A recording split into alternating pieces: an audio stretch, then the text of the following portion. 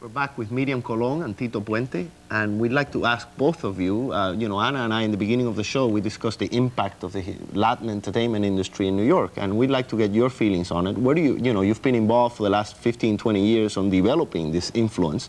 So where do you think it's going in the future, 10, 15 years from now? What do you think is going to be happening theatrically and musically in Latin New York?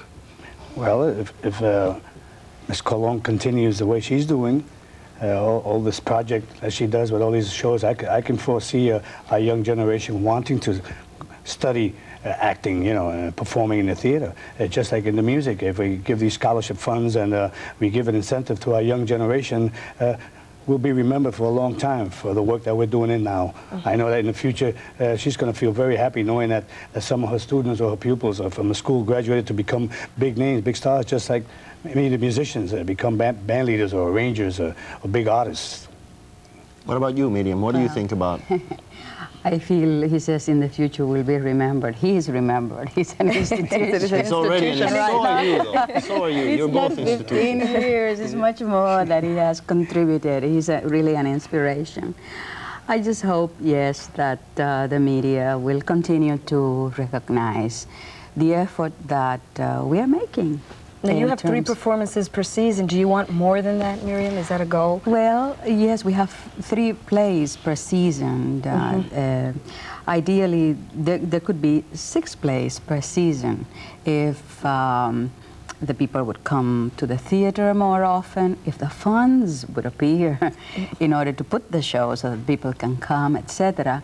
But you have to keep there doing it and not becoming disheartened if it is hard. Well, what's coming up for both of you? What's the theater presenting now, and Tito, what are you doing musically? Well, right now I'm involved with the Scholarship Fund.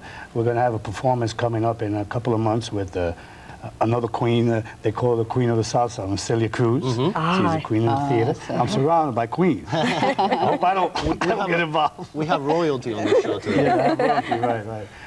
Keep calling me the king, I'm okay. When they call me the queen, then I got problems. So I'm surrounded by beautiful people.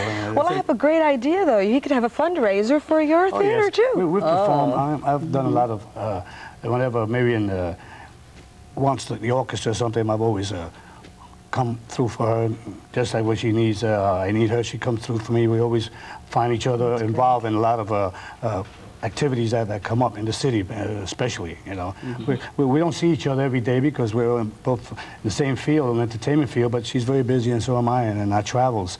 But our thoughts are always together when it involves our young generation coming up. So we are delighted to have both of you here, the ambassadors of Latin culture throughout the world, and they're both New York Puerto Ricans, and I'm so proud of them. And we'll be back next week with more Tiempo for you. Yes, a little bit more Tiempo. Thank you very much for coming. Thank you.